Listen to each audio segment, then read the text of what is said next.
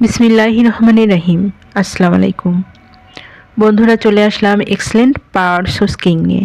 এটি পুরুষদের জন্য একটি বিশেষ পণ্য। যেসব পুরুষরা তাদের যৌন সমস্যা নিয়ে চিন্তিত, বন্ধ্যাত্ব সমস্যা এবং দাম্পত্য জীবনে অসুখী, তারা নিশ্চিন্তে এই পাওয়ার সোস কিংটি সেবন করতে পারেন।